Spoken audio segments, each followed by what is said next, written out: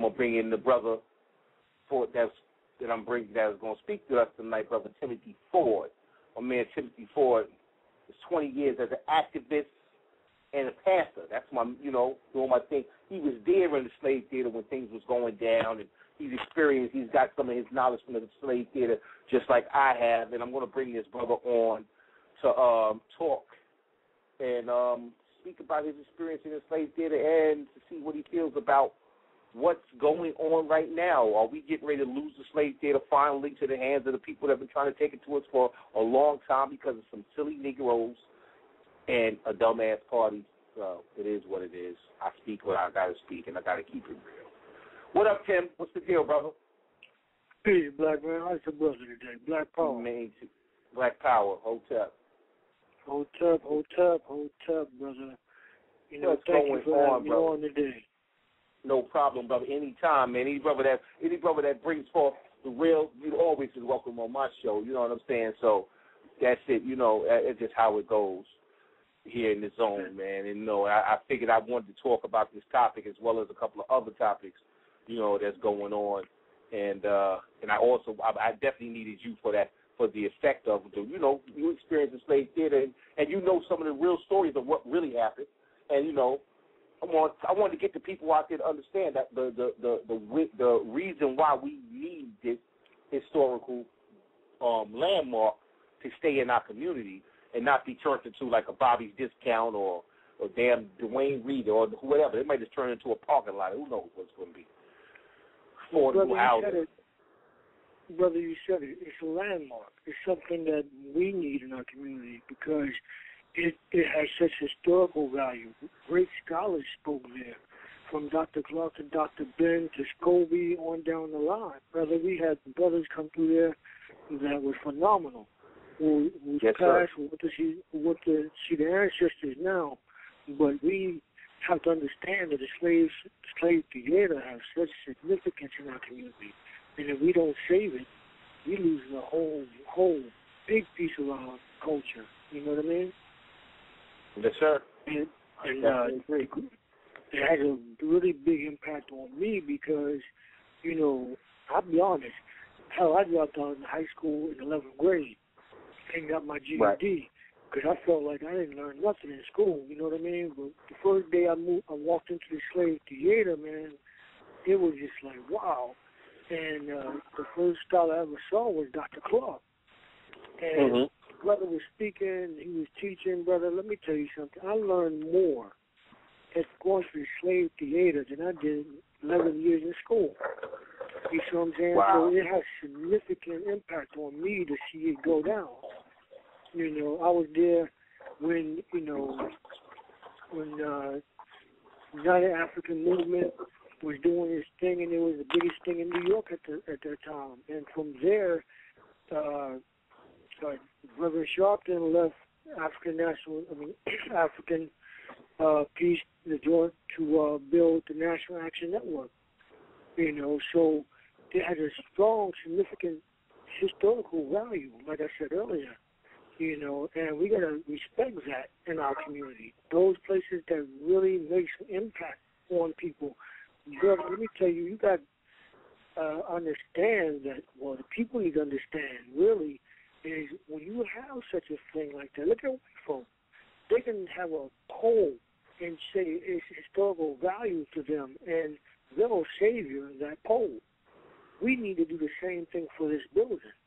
We need to be able to rebuild this place and bring the scholars back to that place and start teaching our youth, because the youth have no clue whatsoever on who they are.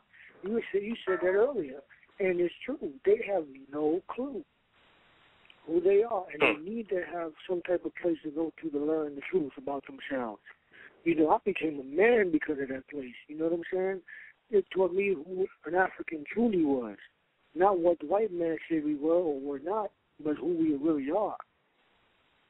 And it's like I said again, you and me both. It has such historical value to us, man. And we need to fight tooth and nail to not to let these Jews, these Ashkenazi Jews, the fake Jews, get this building. That's what they are. Yeah, that's what's going to happen.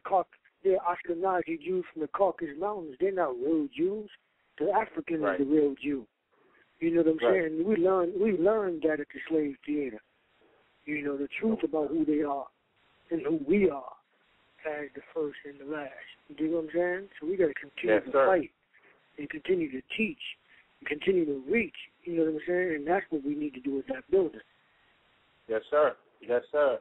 And Lord, the circumstances that are going on in there now, man. What do you think? You think is there any way you think we can get around that and try to get this building back? What I think would need to be done is we need to organize to get this building to ourselves. And you know what? It's not going to take a lot of money to do so. What it needs to be done is those of us who have the skills. Brother, that's all it does is take those brothers and sisters who have skills around this country who's willing to save a historical place, who's carpenters and who can build things and fix things and plumbers and so on and so forth. We can go in that building and twist it up, bro. We can really twist it up and make it to what it's supposed to be. We got the skills. Brother, you named some very, very highly people that was in the black community that studied in that, or that taught in that place.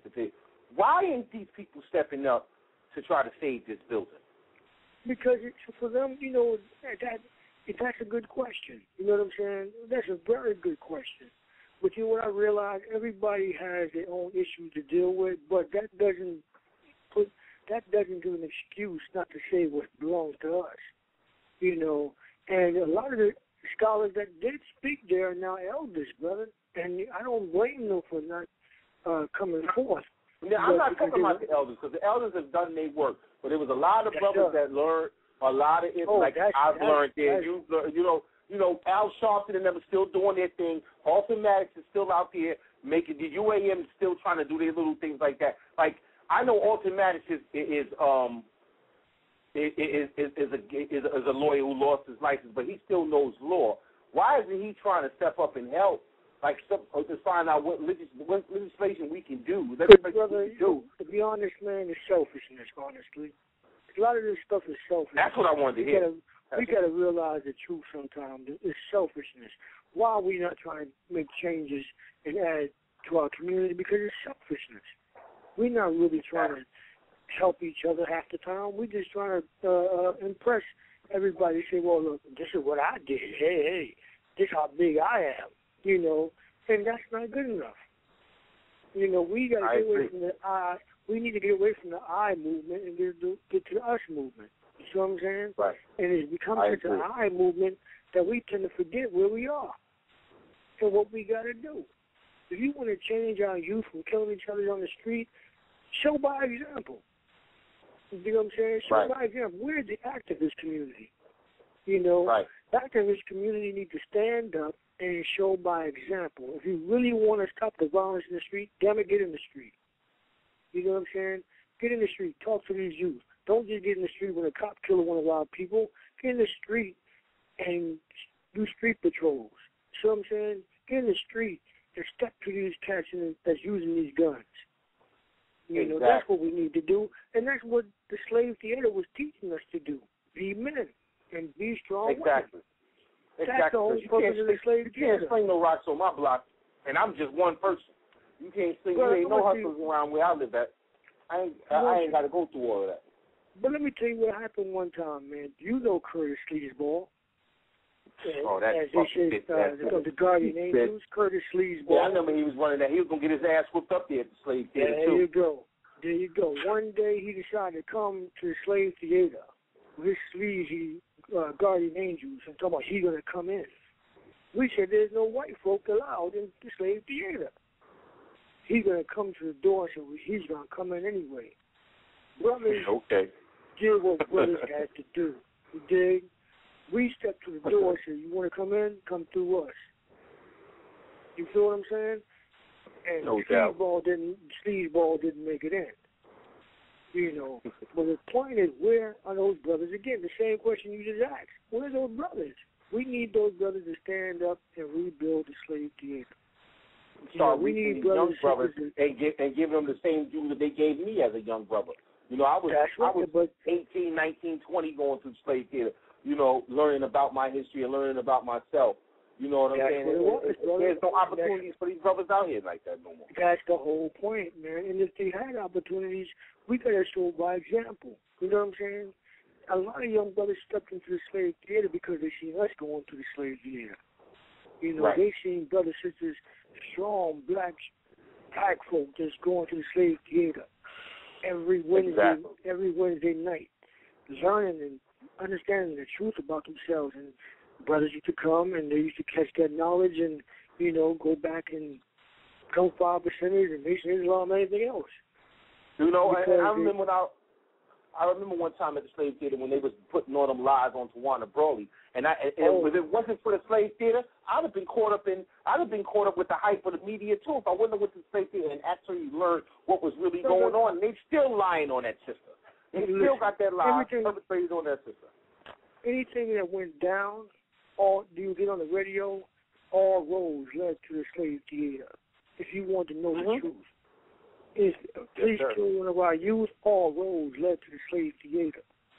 If somebody was hurt, somebody was dying, all roads led to the slave theater. You see what I'm saying? To find out information, all roads led to the slave theater. So why we can't save the slave theater? You know, that's the thing we need to do. We need to save this spot, man. It's not much I can say, but just that, save it. Let's get out there, organize, and save it. It shouldn't be such a hard thing to do. Me and Brother Hollop went to the slave theater maybe about a month and a half or so ago. And we went there and talked to the brothers who were at the time inhabiting the slave theater. So, you know, we was having a conversation with these brothers and, like, you know, telling them, like, we here to help. Whatever help y'all need, let us know. You know, what's name? And I remember they were showing me around the slave theater. I actually had to use the bathroom. And I went to use the bathroom, and like the floor was so soft that I was like, yo, brother, this place really needs some work. I don't even think like y'all should think about doing anything inside of it. Maybe we should do some stuff outside of it. You know what I'm saying? And he was like, yeah, you know, we're gonna get some plywood and fix the stage up and the platforms and a couple other things like that. And I was like, but I said, you know, really to tell you the truth, brother, we would have to totally gut this place. We're going to need to totally gut this place and redo this place over because I'm telling you from the water damage that I can see and what I smell in here is that this place is totally waterlogged. And when a place is totally waterlogged, the city will definitely come in and condemn it. And I was saying, like, you know, it ain't really safe for them to be in there. Long story short, like, my brother Mark calls me a prophet. He said, because you said that, I said, you know what I'm saying, you're going to give the city in it. And lo and behold, they go have a party up in this place, even though the party was probably done in good hell because they were trying to raise money to save the place. But look what happens now. Now you gave the city the opportunity to come in and say, okay, we're going to condemn it now. The city has been trying to get this place for the last 10 to 12 years. Now you gave them reason. Now what? It's ridiculous. They did it. You're right, and that's what I did the same thing when I walked in there. I walked in, I looked in the auditorium, and I said to the brothers, you know what, it needs a lot of work. I said, we need to really try to get brothers and sisters who know how to do this work to come in and do the work, you know, because you can't do nothing in here until that work is done, you know, because you can see the water damage, you can see how much work needs to be done, everything. And again, like you just said, brother, we got to, you know,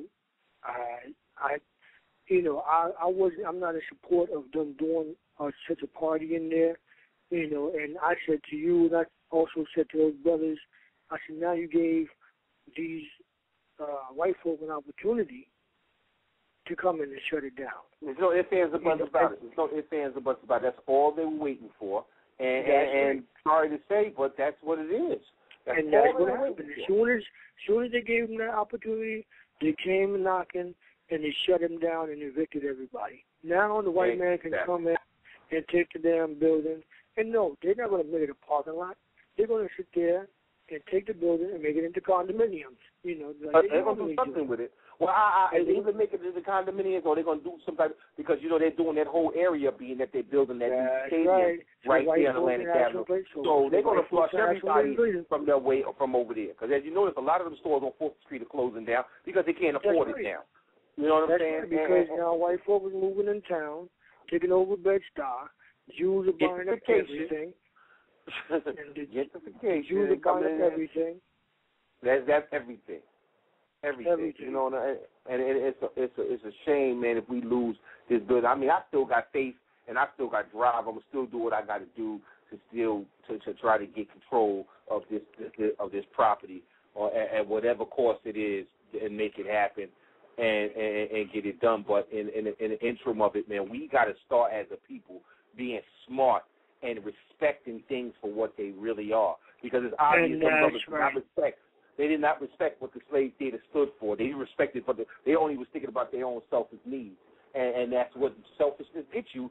You in situations like that, and because the brothers cannot say me and Mark did not come to them with all the help in the world, laying out a plan for them and everything. Because even in the process of telling them how does everything get lost, these brothers couldn't even tell us the history of the slave theater. Like I had done so much research into the slave theater that I had found out things that they didn't even know. Like, you know what I'm saying? I was like, brother, how are you sitting here? Y'all got keys to this place and you don't know what's going on in here. You know what I'm saying? Like, the church that was in there wasn't paying no rent. Huh? So the question has to be, really, were they really focused on getting the slaves? No, they wasn't. I'm telling you, from what I've seen myself, when I went inside the slave theater, all they were concerned about is this is a spot that we got to hang out in, and that's all it was. Because when I went in there, the things that are like I smell weed up in the spot and the whole nine. I'm like, yeah, okay, I know what you dudes do in here. They come in here just to hang out, and I mean, it is what I'm calling it. I'm calling it what it is, man. It really wasn't for getting the slave redone. It was there for their own selves, and we got to change that mentality. Like the brother had put out some stuff on Facebook about, he needed to get like $800 to buy plywood, and I'm like, $800 worth of plywood? You need about $8,000 worth of plywood. You need to cut this building. $800 worth of plywood ain't gonna fix nothing. First of all, plywood was not you buying plywood, period. You need to be buying beams to be putting up in this spot. You know what I'm saying? The beams are rotted up in this joint.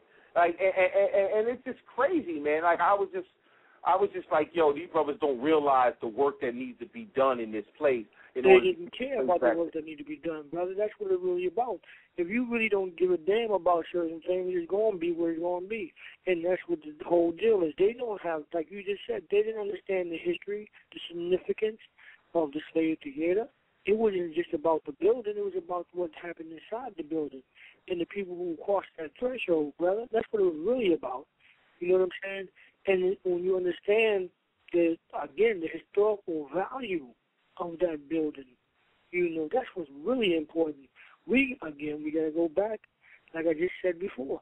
We have to rebuild, get that building back, rebuild, restructure, bring the youth in, teach them the truth. That's what we need to do. That's what it's really about. Plain and simple, man. We can go back and forth about these dudes. They're not relevant, brother. What is relevant is what we have to do. You know what I'm saying? We have to do it. And I'm gonna tell you. I'll tell you right now. Whatever you need me to do, brother, I'm down with it 100%. Well, definitely, I'm definitely glad of that, man, because me and my brother Holla, we've been politicking on the slave theater for about 8 or 9 years now, on doing the work on doing the slave theater, find out a way to get back control.